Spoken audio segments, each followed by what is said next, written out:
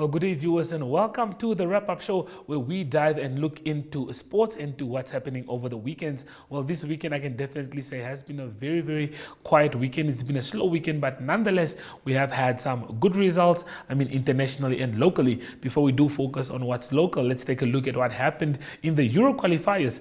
We all know that the Euro is playing next year, but as we can see there, Kazakhstan won 3-1 against San Marino. England just got a good win against Malta, 2-0 there, but we all know that England has already qualified for the Euros. Italy still have to fight for their position, but they came out good against North Macedonia, winning that game 5-2. Poland still struggle as they drew against Czech Republic 1-1. Denmark without the likes of Rasmus Højlund and Eriksen still got a good win over Slovenia, the 2-1. Congratulations to them. And then moving over to the World Cup qualifiers. This is now for the World Cup that's supposed to take place in 2026. So let's take a look at the results. As you can see, Eswatini fell to the sword against Libya. Guinea coming out strong against Uganda. A few mentions: Ghana just getting the best of Madagascar. They're winning the game 1-0, scoring the goal in the 94th minute. They had Iñaki Williams, who was on the scoreboard there. Cameroon coming out strong against Mauritius, scoring 3 goals. And then the highlight of all of them, as you can see there, Ivory Coast scoring 9 past Seychelles. That's a wonderful goals being scored by the team there. Well, with that being said, let's dive into the hit list.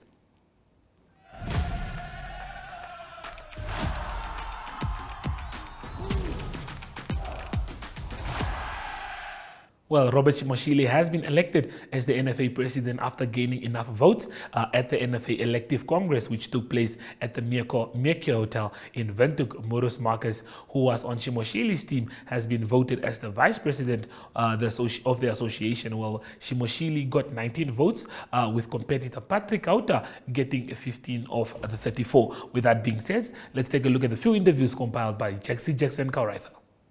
In terms of you winning and becoming the new NFA president?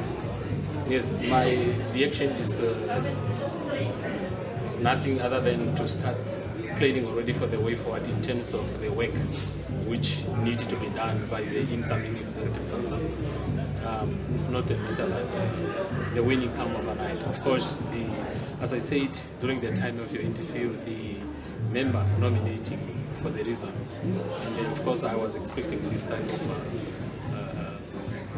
result.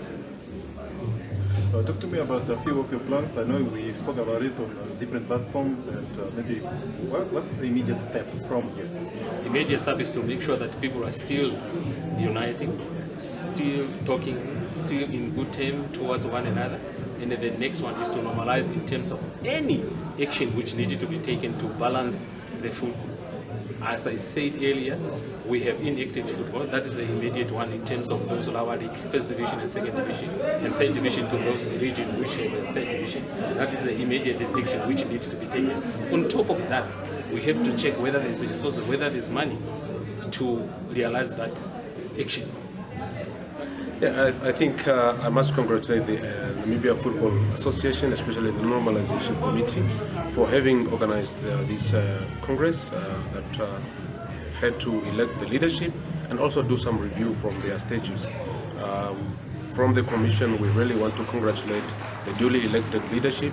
We are waiting to work with them from the side of the Commission. We will definitely want to see, I want to echo onto the words that was said by the FIFA delegation that said they don't want to see a second or third normalization committee. And from our side as the Sports Commission, we'll definitely be working with the colleagues to assist them to move forward. And unity of purpose is important into the leadership. There's no winner or loser here. Namibian football is the biggest winner at the end of the day. So we need to work together. Let's hold hands. And I'm very much thankful to the elected president and his led who have extended an olive branch to the other leadership so that they work together. That is what we want to see in our football. Thank you so much. Thank you. Master Mata, there we have it. It is done. Robert Shimoshile eventually being president of the NFA. As well, he will be deputized, that is by Morris Marcus. So, what do you think of this and what does it mean for Namibian football? Look, congratulations first of all to Robert Shimoshile and his team. They put up a brave fight. Also congratulations to Patrick Auta and his team. It was the narrowest of races. The end result was 1915, very narrowly fought over the many years that I followed football. There was never a tight race like this one, and it just shows you the interest that people have had in football so far. But I make of it is really, we need to hold hands. We saw inside that there's a call for unity. Football really needs this unity. We really need to work together to improve the image of football out there. We need to do a lot of reputational improvement on our reputation, so we need to really work very hard. And I hope Mr. Shimashili will have all the support he needs from all stakeholders, even from Team Kauta, from CAF, FIFA, COSAFA, from the government, from corporate sector, because it's about our football.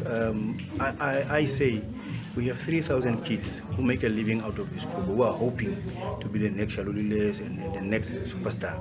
It is up to how we lead football that we can answer the prayers of those young boys and girls and really improve our standing internationally, compete or play competitively. So all of these things are really dependent now on how we support Mr. Shumashili. I think when we contested, for those that contested for the election, that was fine. But now we need to come back and unite around the winning team and make sure that they take football to the next level. Thank you.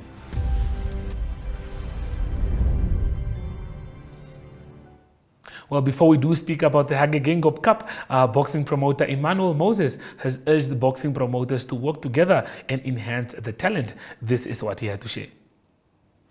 Ims, welcome. I'm sure that it was indeed a good weekend where we witnessed boxing here inside the country. That was the Kinder Promotions boxing event. Well, how did you assess this one? No, this was actually a good show in terms of developing our upcoming boxers that are entering the professional rank. And I think Namibia has a lot of talent. And we will still go back and say all we need is all the promoters to get sponsorship, especially the promoter that those who've been consistent in good time and bad time, whether there's money or not, they never stop promoting boxing. So I think the talent is there. Even the Saturday fight at Wanderers that was under Kinder Promotion, where I was also involved assisting Kinder to make sure that everything runs smooth. So we discover a lot of good talent from different clubs. And I think I'm looking forward to say it will be a very good move if we start having all these fighters fighting each other from different clubs. And also to make sure that promoters must be able to compete against each other here in the country, because Namibia have got more quality boxers compared to countries like Zimbabwe, Tanzania, South Africa. So whenever the Namibian boxers are fighting each other, there is always good action, and the people are start loving our local fighters. So I think we just need to put more effort, and of course to encourage the corporates to come on board. So whenever they get involved in boxing, they must make sure that they actually really follow the procedures and see who are the people involved in the sport, who are the people that really have the interest of boxing at heart, because number don't lie. And then if you've been following boxing, you can see that all these promoters, they have been doing well, and of course we just need to fund them, and that's what is needed for boxing. Especially from my side of AC Boxing, I have set a record. I've been doing boxing for the past 8 years as a promoter with a sponsor, and I've been consistent doing 3 fights a year, 2 fights a year. We've been involved international, making sure that the boxing is at the level to be able to compete with the Americans. So we can only get good results if we can set our foundation right, and that's to invest, because boxing is quite costly, even though it's not that too much expensive. But if you have an assistant financially, it makes life easy for the promoter to do events. And to also discourage the boxers, if they can fight ever after 2 months, then it will also help them, because now the challenge that we have is the funds, where you find a boxer who is now upcoming and he only have like 2 fights a year. There's really less, and I think those boxers at the age of 20 to 21, they're supposed to fight like 4 times a year or to 5 times a year, because the more they're active, they will also improve their skill level. And that will also build the interest of boxing in the country. And I think that's really the thing that we need to focus come 2024. Right. And the unity of promoters, I think I need people to work together for the benefit of the sport. We don't need to like each other like this and that, but the business of boxing must not be affected just because there are people that don't want to be close to each other. But at the end of the day, that can be done also if the boxing commission set up good rules that force promoters to work together in terms of competition, especially when it comes to the national championship, because those are championships that are being run by the commission. So if the boxer from this table is now qualified to fight this, it's now for the commission to push and say this fight must happen because they are part of this program. I think that's all I can say. And thank you. Thank you so much, Ames. We're looking forward to hearing more plans from you. I'm sure that will come in due course as well, where we hear from the AC Boxing and the year and all that. But thank you so much for being here. Thank you.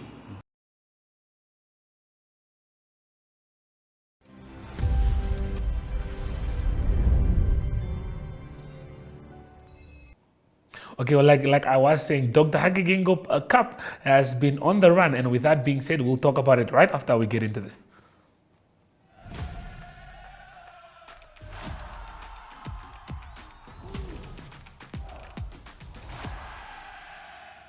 Okay, well, CBS beat River Heights 2-1 in the opening game at the Hage Geingob Cup, while Girls and Goals beat Ongos FC 1-0 in the Dr. Hage Geingob Cup match in the Independence Stadium, thus walking away with $100,000. We do have a few interviews from the coaches of CBS and River Heights, and this is what they had to say.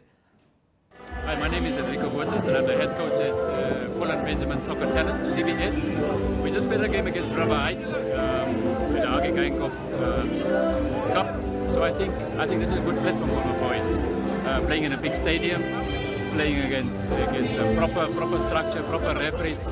So these guys are the future of Namibian football. So I think it's important that we should invest in more initiatives like this to give them a platform to play and also experience what it is to play football at a higher level. So that's what I also try to instill in training, more professionalism. We need to take responsibility and accountability.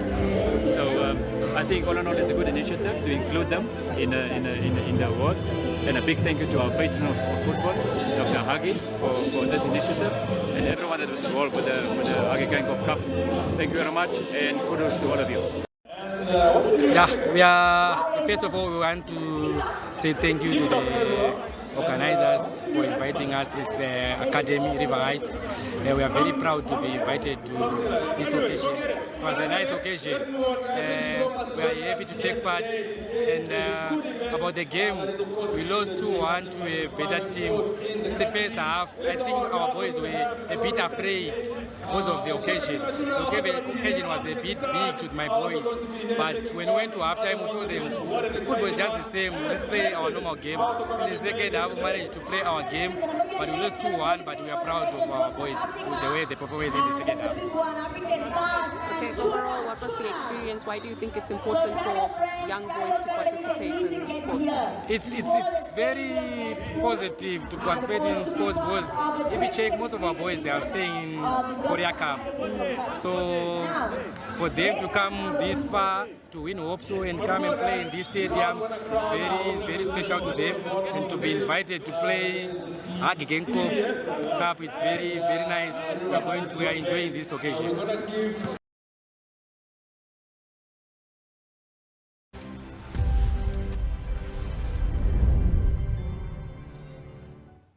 Well, Namibia's Jeremy Nakathila returned from the USA after he fought and lost against Tito Mercado, while the boxer continues to remain hopeful and says he will definitely bounce back after this. Well, this is the interview that we had with him right after he came back from the USA. Well, Loki, welcome back. I'm sure it has been a long flight from the United States of America after that defeat to Tito Mercado. But yes, you're back in one piece. So just tell us your experience in the USA. Yeah, no, thank you, Jesse. No, I'm happy to be back. I just want to take also this opportunity to thank my team, to thank my promoter, Nesta Tobias, to thank our sponsors, MTC, and our co-sponsor, PST Bet. No, without them, without our sponsor, no, we couldn't be at this level, or we couldn't fight to reach at this level. they help us a lot. That's why now we have all this opportunity to go fight in the state. So coming back to the fight, so I'm not happy with what happened. But I learned something. So in boxing, so most of the times we learn. So and we keep learning. So that's how we can improve much better.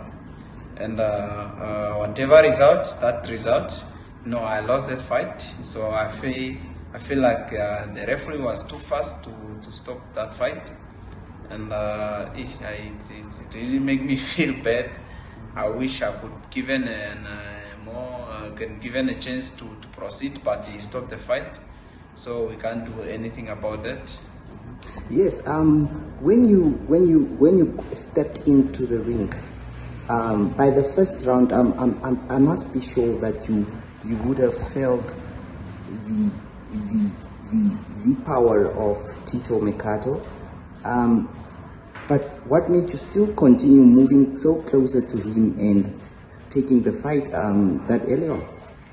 Yeah, so the first round went well. I was not bothered by Tito's power.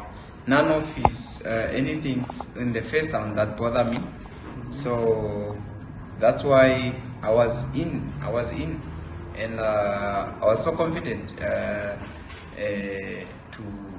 to win this fight until the referee, saw it. Maybe I know at some point I was hurt, but not to that extent. So but I learned something from that. Yes, Loki, it is probably the second time where you feel like there has been injustice done by the referee in terms of stopping the fight while you feel you could still continue. Look, going forward, what could you probably have learned from this one? Yeah, I've learned something which me and my team saw. I think we didn't pick it up earlier, the first fight, the first fight. But now we saw something that we are going to iron. And then, so these two losses, I think they make me more hungry to win. I'm telling you right now, who is the next opponent, I'm hungry for a win, and I'm gonna make sure the for the next fight, my opponent will suffer. Yes, look, we are here, and obviously people don't appear different on TV. I wanted to know, was there any physical difference between you two in terms of the height, in terms of the muscles? Yeah, it was a bit taller, a bit big. Just also to say, this fight I went up. I didn't fight at my normal weight, which is lightweight. I went to fight at the super lightweight. So he was a bit big and taller, but that's not an excuse. I was ready for him. Yes, you were ready for him indeed. Well, the second round came, that knockout came. Is there anything that you feel you could have avoided in terms of how the punch was and how it caught you, which was really not so convincing from the eye? Yeah, definitely. I felt I made somehow I made a mistake. I supposed to protect myself and come in, but I didn't do that. I was a bit on the ropes, and then he was throwing the punches. So I think that one of the mistakes that I did, I could just protect myself, and then maybe coming close to him, either to hold him or something like that. But I remained on the ropes, and I think that was caused the fight. One of the problems. Well, the atmosphere in the ring as the bout of the night, how was it? No, it was good. It was one of good attendance. I think Tito Mercado, I think is more marketed there. Looking at the venue, it was full, and So me fighting at that level and main part of the evening, so I'm proud of myself achieving that. We went there. Some of the boxers, they are from there, but they can't even be main bout. But at least I was a main bout, so it was good. Well, that's very important. And you have been securing these US fights, and now again you went there. Would you still want to go back there after these losses? Definitely. For me, I want to secure a win again in the US. I won there before, and then again, after these 2 defeats, I would like to win a fight there. So I'm more hungry to win a fight there. I will not hesitate being told that I'm going to fight there. So for me, just to prepare, iron what I have to iron with my team, and I will still be ready to go. Always ready to go. Well, we are approaching the end of the year now. So could you just tell us what is next for you? I mean, are you going to take a break? Probably wait for the year to start again? Yes, as we are approaching our festive season. So definitely I have to take a rest, have joined the family like always, and then bounce back early next year, January.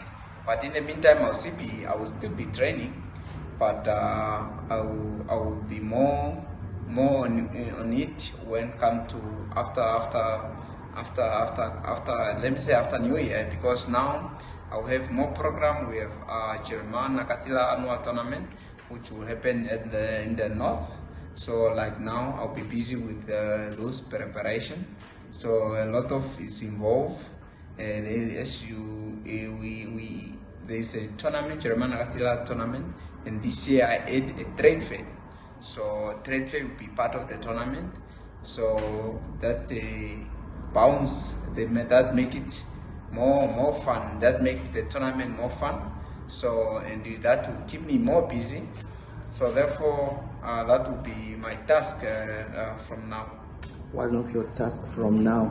Do we expect any new things from the Nakathila tournament, as you stated? Because I was going to ask you actually, like you said, that the boxing trade fair. Do you have any sponsorships on board? And are you planning to add some more teams there? Yeah, currently we don't have a sponsorship apart from people that I know that I can go and they can assist me, but we don't have an official sponsor who we are apart from people that individual or companies that I can approach, and they can give me the retail that can give me to just go ahead with the event. So I'm still looking up to.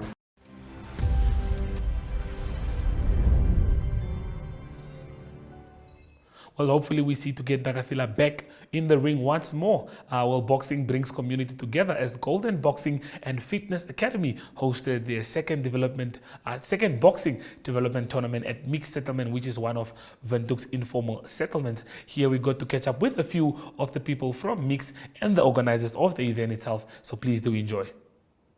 It's happening, like we said previously, that it was slated to happen on Saturday, on the 11th. It's happening. We have managed to start and to set up the ring, and the boxers are here, the fans are here, people are enjoying the whole event. The tournament is on. Okay, the tournament is on. It's a bit windy, I mean, but yeah, just tell us. We can see that there's a lot of people here, but how's the fight been looking today? How many fights can we expect today? Yeah, the total number of fights we have 16 bouts. That is around about plus minus 32 boxers, and then the weather is not on our side, of course, but this is not going to stop us from hosting the event. We still keep going. We hosted and we are started, and that's why we keep going with the event. Okay, you can see the fans are enjoying themselves. I can also hear them But with that being said, yeah, what type of action can we expect tonight? Do you expect it to knockouts, or how do you see it going today? No, knockouts are always likely to happen. But these are junior boxers, junior youth boxers. These are amateur boxers. Some of these boxers, it's the first time they're boxing. It's their very first time they're entering the ring. They're experiencing this whole atmosphere for the first time. So it's less likely to expect knockouts. But knockouts can happen anytime. But it's happening, and the boys are fit, and the coaches are ready. Everything is going on. Okay, yeah, to best, like you said, this is your second tournament here this year. Yeah. And just let us know quickly, what else can we expect from Golden Boxing Academy? Yeah, like I said in the first interview, we had the first tournament, the Future Boxing Champions. That was part 1. Now this is part 2. You can expect part 3, part 4, part 5. But then we are only able to do this for as long as we have the funds and sponsorship that is on board with us that can join the Golden Boxing Club in the journey of creating future champions. And we want to encourage the corporate world to come on board. Coach, just tell us, how did you enjoy today's fight? I lose, but next time I will win. Next time you will win. Yes. But how did you enjoy the fight today? I was trying my best to hit the person, but the person was very talented. He was very talented. Yes. Do you like boxing? Yes. Do you see yourself becoming a future boxer? Yes. Okay, now what can we expect from you in the future as a young boxer? We expect for me a champion. A champion. Yes. Mr. Timoteo, just tell us, how are you enjoying the boxing today here? It's good, man. It's good. It's good, man? Yeah. And how important is it for the community to host events like this? To us, it is good for us, ne? Because next time is for our kids also. Even us, some of us, we want also to go to the train. Ne? Yeah, the problem is just only here in mix. We just only want even a box to come in mix. Yeah. My name is Konja. I'm staying in Mix. I'm one of the organizers that we come up with this program of boxing, and we decided to bring it in Mix. So whereby we have our youth and juniors, they are here watching, and unlucky, these kids that are here boxing the performance, they are from Windhoek. We are in a settlement. We are really willing to have this as our own kids that are performing this. Yeah.